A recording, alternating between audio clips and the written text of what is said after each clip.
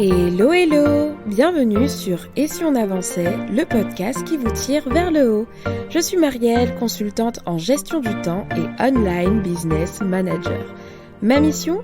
Aider les entrepreneurs débordés à retrouver clarté, efficacité et sérénité dans leur chaos.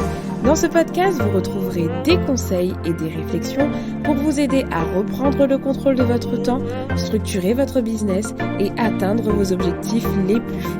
Alors installez-vous bien et bonne écoute! Bienvenue dans ce nouvel épisode de podcast dans lequel je suis ravie de te retrouver comme à mon habitude. Aujourd'hui, on explore un sujet assez intéressant puisqu'on va parler de croyances et ô combien, je ne sais pas si tu le réalises, mais nos croyances ont un impact direct sur notre façon de voir le monde, sur notre façon également de la perception qu'on peut avoir de nous-mêmes et également ta manière de travailler. Surtout si tu as des croyances limitantes autour de l'organisation. Et justement, le but de cet épisode de podcast est de te présenter 5 croyances qui peuvent influencer négativement ton efficacité au quotidien. C'est-à-dire que ce sont des croyances qui sont ancrées dans tes pensées. Alors parfois, ce sont des croyances conscientes, parfois elles sont inconscientes. Mais ce qui se passe, c'est que ces croyances-là, en tout cas, le fait que ce soit ta réalité et que tu les vois comme étant des vérités, elles vont influencer ta manière de fonctionner et donc impacter négativement ta productivité et ton efficacité au quotidien, tout simplement parce que ce sont des croyances qui ne sont pas réelles et qu'elles sont limitantes. Alors avant de rentrer dans le vif du sujet, j'ai quand même quelque chose que j'ai envie de partager avec toi, c'est que j'ai créé une formation spécialement conçue pour toi qui souhaites faire avancer tes projets de manière sereine et efficace sans t'épuiser. Cette formation, elle s'appelle Productivité paisible et au moment où j'enregistre cet épisode de podcast, on est en pleine semaine de lancement. Productivité paisible, son slogan, c'est tout simplement l'art d'avancer sans s'épuiser. En fait, ce n'est pas une formation qui va te pousser à en faire plus, mais au contraire, c'est une formation qui va t'enseigner comment faire ce qui compte vraiment pour toi, comment être efficace au quotidien. Elle est conçue de façon holistique, c'est-à-dire qu'elle prend en compte l'humain dans son ensemble, donc ta personne. Donc tu construis ton système d'organisation en partant de toi et à travers 4 éléments essentiels à la productivité qui sont la priorisation, la planification, la concentration et l'énergie. Je propose pour sa sortie une offre de lancement qui est actuellement en cours si tu écoutes l'épisode de podcast à sa sortie jusqu'au vendredi 7 juillet 2023, donc à 23h59. Tu peux profiter d'une réduction et en bonus, tu recevras également la mini-formation Time Detective qui te permettra de réaliser un audit étape par étape de ton temps avec ToggleTrack. Alors, je crois vraiment que Productivité paisible peut te donner des clés pour débloquer ta productivité si tu as du mal à ce niveau. Alors, si ça résonne avec toi, je t'invite à jeter un petit coup d'œil. Voilà, le moment pub est passé et maintenant, je peux te présenter tout simplement l'épisode du jour et on va s'attaquer à la première croyance qui est que tu dois absolument tout faire. Je dois absolument tout faire. Déjà, cette croyance, en fait, elle est problématique tout simplement parce qu'elle va avoir pour impact le fait de ne pas prioriser, de disperser tes efforts tout simplement. Parce que si tu te dis que tu dois absolument tout faire, ça veut dire que toutes les tâches qui s'offrent à toi, qu'elles soient importante, qu'elle soit urgente, qu'elle soit pas urgente, peu importe son niveau de priorité, dans ta tête, tu vas l'enregistrer comme étant une tâche à exécuter. C'est un peu de la précrastination, j'en ai parlé dans un épisode de podcast, mais en gros, si tu es victime de cette croyance, c'est que tu as la sensation et l'impression en fait de devoir absolument tout faire pour te sentir serein, sereine au quotidien. Alors évidemment, si tu veux savoir si tu es victime de cette croyance, tu peux par exemple te sentir souvent débordé et stressé, avoir l'impression aussi que ta to-do list ne se finira jamais et être frustré par rapport à ça parce que tu aimerais absolument tout cocher, mais vraiment tout, la petite tâche inutile, tout comme la grande tâche qui te fera avancer. Donc si cette situation te parle, c'est que tu es forcément victime de cette croyance et qu'elle limite ta productivité tout simplement parce que tu n'arriveras pas à identifier les priorités et tu vas disperser tes efforts dans des tâches qui parfois n'en valeront pas la peine juste pour le plaisir de rayer ta tâche de ta to-do list. Alors, par rapport d'ailleurs par rapport d'ailleurs à cette croyance, il faut que tu puisses comprendre que tu dois te concentrer plutôt sur ce qui est important parce que tu ne pourras de toute façon jamais tout faire. Petite astuce, considère que tu as une to-do list que tu vas appeler la to-do list un peu parking où tu vas en fait laisser stationner plusieurs tâches comme ça que tu ne vas pas traiter directement et que c'est complètement ok. De cette croyance, réalise aujourd'hui en écoutant cet épisode de podcast que tu n'es pas obligé de tout faire. Tu peux effectivement avancer, tu peux faire des choses, tu peux rayer des tâches de ta to-do list. C'est jouissif et c'est complètement ok si tu prends plaisir à avancer dans tes projets. Mais il faut que tu réalises que déjà, tu ne peux pas absolument tout faire et que tout n'est pas à faire. J'aime beaucoup cette phrase qui est pouvoir n'est pas devoir et c'est un truc que je me répète continuellement parce que moi également je peux être victime de cette erreur de penser en fait que je dois absolument tout faire. Ça m'arrive très souvent, surtout quand je suis en train de gérer des projets, qu'une multitude de tâches s'offre à moi, une multitude d'opportunités. Je me répète cette phrase: pouvoir n'est pas devoir. Ce n'est pas parce que je peux faire certaines choses que je dois le faire. Donc, ok, est-ce que cette tâche est prioritaire? Et du coup, je me résigne et j'accepte vraiment que certaines tâches n'auront pas mon attention et n'auront pas mon temps ni mon énergie et que je ne vais pas les faire ou que je les ferai beaucoup plus tard.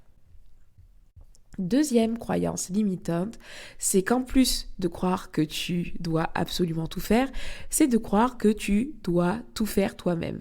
En gros, que cette tâche-là ou cette activité, ce truc dans ton entreprise ou dans ton projet, il n'y a que toi qui peux le faire et que tu dois absolument tout faire toi-même parce que ça ne sera jamais fait comme toi.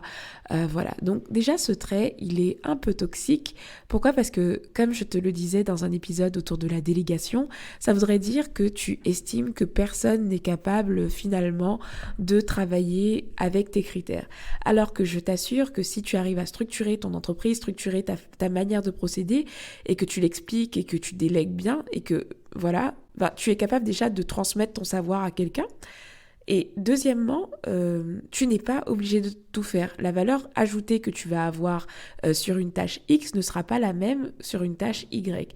Et le fait de te dire que tu dois absolument tout faire toi-même, tu le comprends bien sûr, c'est un problème parce que ça va induire une surcharge de travail et aussi t'empêcher de déléguer dans ton entreprise ou dans ton projet. Ce qui fait que ta charge de travail sera énorme, que tu seras souvent débordé et que voilà, tu seras un peu dans ce cercle vicieux et tu ne pourras pas finalement t'épanouir en te concentrant dans ta zone de génie. Alors, si tu veux savoir si tu es victime de cette croyance, tout simplement, tu peux remarquer que quand tu délègues quelque chose, est-ce que tu te sens obligé de reprendre absolument tout ce que la personne a fait pour que ce soit fait à ta sauce? Ça, c'est un signe. Peut-être que tu n'arrives pas à déléguer, que le peu de fois où tu as délégué, ça s'est mal passé parce que tu n'étais jamais satisfait du travail. Alors bien sûr, il y a des professionnels qui n'ont pas fait du travail, qui peuvent ne pas faire du travail de qualité, mais est-ce que c'est vraiment tout le temps le cas, tu vois ? Aussi, si jamais tu es victime de cette croyance, tu as la sensation en fait que tout ce qu'il y a dans ton entreprise ou dans ton projet nécessite ta compétence et est directement lié à toi.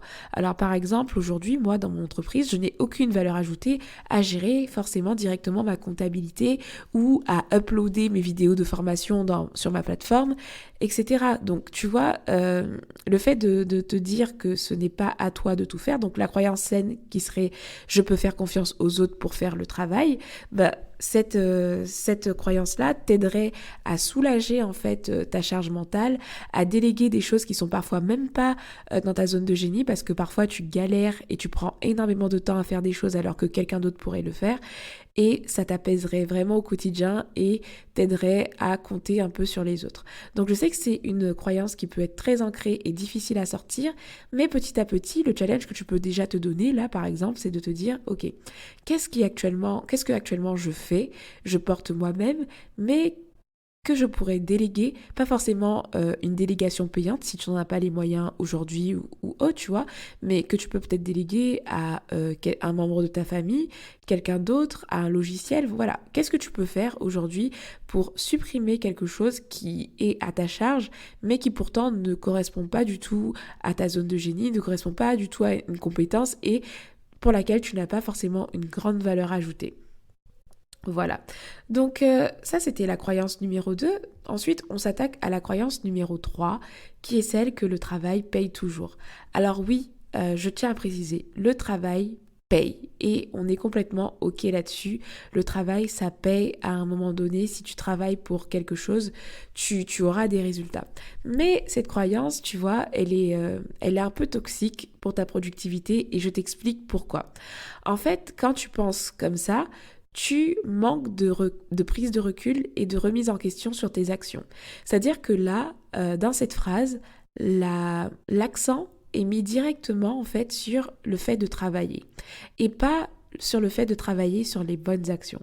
Ça veut dire que parfois, en fait, aujourd'hui, tu connais peut-être quelqu'un qui t'a dit « J'ai tout fait, j'ai travaillé nuit et jour, je me suis donné pour ce projet et pourtant, ça a fait un flop, ça n'a pas fonctionné. » Est-ce que ça veut dire que le travail ne paie pas ? En fait, oui, le travail paie, mais le bon travail paie, le travail stratégique, le travail où tu arrives à prendre du recul et à savoir en fait où mettre ton énergie et ton temps, pouvoir identifier ce qui est essentiel avant de juste être occupé au quotidien. Et donc, tu vois, si tu es victime de cette croyance, c'est que tu vas dépenser énormément d'énergie dans des actions qui ne vont pas avoir d'impact.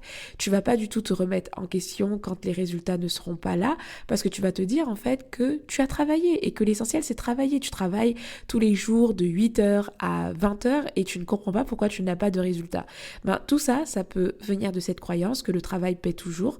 C'est une bonne croyance pour t'encourager à travailler, mais elle reste limitante parce que non, ce n'est pas le simple travail qui paie, mais c'est surtout le travail stratégique, le travail qui va être le bon travail, savoir concentrer tes efforts et ton énergie sur les 20% d'actions qui t'apporteront 80% des résultats. Coucou la loi de Pareto. Alors, vraiment, remets-toi en question par rapport à ça. Est-ce que tu as l'impression d'avoir cette croyance ? Et aujourd'hui, du coup, comment tu peux revoir en fait dans ton quotidien cette croyance pour ne plus justement arbitrer ta réussite au simple fait de travailler ? Quatrième croyance limitante qui impacte négativement ton efficacité, c'est le fait de croire que te reposer ou te divertir, c'est perdre du temps. En fait, que c'est vraiment une perte de temps. En réalité, franchement, cette phrase, je crois que beaucoup de personnes le pensent, même les personnes qui prônent l'équilibre. Parfois, en fait, tu peux croire que tu te reposes, mais que c'est un peu une perte de temps, que tu n'as pas l'impression de rentabiliser ce temps. Et le problème de cette croyance, c'est qu'elle va créer chez toi un certain déséquilibre et une relation qui n'est pas saine avec le repos parce que tu vas voir le repos comme un temps qui n'est pas rentable, un temps qui ne t'apporte rien. Et du coup, ce qui est vraiment dommage, c'est que tu ne vois pas forcément l'intérêt du coup de te reposer et tu pourrais développer du coup une relation un peu toxique avec ce type de repos parce que du coup tu vas peut-être limiter le repos pour éviter de perdre de temps. C'est un peu l'état d'esprit no pain, no gain, work hard et tout, le fait de travailler toujours plus parce que le repos ça sert à rien. Il y a même une phrase que je m'étais même dit avant que je me reposerais au paradis parce que je me disais que vraiment le repos, avant je sais que je pensais que c'était quelque chose d'inutile. Alors que du coup, ça n'est pas du tout en fait le cas. Les pauses favorisent énormément ta créativité et ta productivité, mais vraiment, il y a énormément d'études qui le prouvent. D'ailleurs, c'est simple, je suis sûre que tu réaliserais que les meilleures idées que tu as eues, elles étaient rarement devant ton ordinateur en train de travailler. Elles étaient soit quand tu étais en train de te balader, soit quand tu étais en train de prendre ta douche, soit pendant que tu faisais une recette de cuisine, tout simplement parce que quand tu es en train de faire des activités qui te divertissent ou que tu es en train de te reposer, ton cerveau, il est pas complètement off, mais il y a une sorte de travail créatif qui se fait en off et qui va te permettre de libérer de la créativité. Et ça, c'est pour l'aspect créatif, mais au-delà de ça, le repos contribue directement au fait que tu puisses tout simplement être efficace par la suite. Parce que manquer de repos, ça va impacter ta concentration, ça va impacter ton énergie, et du coup, ça ne sert pas à grand-chose en fait d'avoir tout simplement un manque de repos sous prétexte que c'est une perte de temps. Alors, la croyance saine à avoir, ce serait de te dire tout simplement que le temps passé à te ressourcer, c'est du temps gagné. D'ailleurs, petite chose, c'est que si tu es dans ce cas de figure et que tu crois que justement le repos est une perte de temps, ton sentiment, ça va être de culpabiliser quand tu fais des pauses et vraiment de ne pas prendre beaucoup de temps pour soi. Déjà, j'aimerais t'amener à distinguer, par exemple, le divertissement de la distraction. En fait, la distraction, c'est quand tu avais un objectif, par exemple le fait de travailler, et que finalement, tu es distrait par autre chose et tu ne fais pas ce que tu ne devrais faire. À partir du moment où tu deviens intentionnel par rapport à ton repos, en fait, les choses sont différentes. Le fait de prendre le temps de te divertir, c'est une décision et pas une distraction parce que tu l'avais prévu et que généralement, entre-temps, tu as également pris le temps qu'il fallait pour travailler. Donc, j'espère que tout ça te parle et que petit à petit, si jamais tu es concerné, tu travailleras sur cette croyance. C'est d'ailleurs quelque chose que je travaille avec toi à travers Productivité paisible si tu as envie d'aller plus loin. Ensuite, la dernière croyance que je voulais te partager, c'est tout simplement que l'organisation doit être complexe pour être vraiment efficace. Je sais que c'est quelque chose d'assez répandu et qui est assez subtil. C'est-à-dire que moi, je sais que quand je montrais mon espace Notion avec toutes mes bases de données, je sais qu'il y avait beaucoup de personnes qui complexaient, qui se disaient que c'était ça l'organisation et rien d'autre. Que pour être organisé, il leur fallait des grands tableaux Excel, un planning énorme, plein d'astuces, plein de gadgets, maîtriser tous les outils, etc. Ça, c'est une croyance qui te tirera vers le bas en termes d'efficacité parce que c'est faux. Ce n'est pas la complexité de ton organisation qui va faire son efficacité. Au contraire, c'est le fait que ton organisation soit adaptée à tes besoins qui va la rendre efficace. Et si tes besoins actuellement sont minimes, que tu n'as pas besoin d'un truc costaud avec plein d'automatisation, etc., ça sert à quoi d'avoir une fusée pour te rendre à l'épicerie du coin, tu vois? Ça sert à quoi? Donc la croyance saine serait de te dire que, en fait, ce qu'il te faut comme organisation, c'est tout simplement une organisation simple, mais surtout adaptée à tes besoins. Et si tu es victime de cette croyance, il se peut que tu te sentes dépassé par un système d'organisation trop compliqué que tu aurais voulu impliquer. Peut-être que tu complexes aussi en voyant l'organisation des autres, surtout si elles ont des organisations complexes. Mais en fait, vraiment, enlève-toi ça de la tête. Ton organisation, si c'est une feuille de papier par jour et que tu arrives à atteindre tes objectifs comme ça, c'est OK. Si tu as un outil qui est utilisé depuis des années et qui n'est pas tendance, c'est OK. Tant que ça fonctionne pour toi, c'est l'essentiel. Et c'est tout ce que tu dois savoir en fait pour ton organisation. Tu n'as pas forcément besoin de maîtriser les dernières tendances, les dernières nouveautés, parce que ce serait une croyance très limitante de te dire que pour être organisé, tu dois absolument maîtriser tel ou tel outil. C'est faux. Tu dois d'abord connaître tes besoins et trouver peut-être une solution effectivement qui va correspondre à tes besoins, mais ça n'est pas ça qui va refléter ton niveau d'efficacité, bien au contraire. Donc voilà, c'était la 5e croyance. J'espère que c'était assez clair pour toi et que tu vois aussi l'intérêt de tout ça. Il y a une citation que je ne retrouve pas là sur le moment, mais cette citation, elle explique que vraiment les croyances, c'est le terrain de naissance de nos actions. Généralement, si tu crois quelque chose, tu le pratiques en réalité, sans même parfois t'en rendre compte. Et si aujourd'hui, dans cet épisode de podcast, tu t'es rendu compte que tu étais victime de l'une de ces croyances limitantes, c'est déjà un bon début. C'est que tu sais que la croyance, elle est pas saine et qu'elle te tire vers le bas en termes d'efficacité. Et maintenant, la question à te poser, c'est comment tu peux, en action, mais aussi par rapport à ton comportement, détruire cette croyance et finalement avoir un style de vie et des actions qui vont plus être aligné avec une croyance qui va être saine par rapport au point que j'ai abordé. En tout cas, ça m'a fait plaisir d'aborder ce sujet avec toi. J'ai été ravie de préparer cet épisode et te le proposer. N'hésite pas à me dire ce que tu en as pensé, si c'est me faire un retour sur Instagram ou même par mail. Je sais que quelqu'un l'a fait dernièrement, ça m'a fait hyper plaisir. N'hésite pas à le faire. Si jamais tu ne l'as pas encore fait et que tu es un fidèle auditeur ou une fidèle auditrice de ce podcast et que tu écoutes cet épisode de podcast via Apple Podcast et que tu n'as pas encore laissé 5 étoiles, qu'est-ce que tu attends ?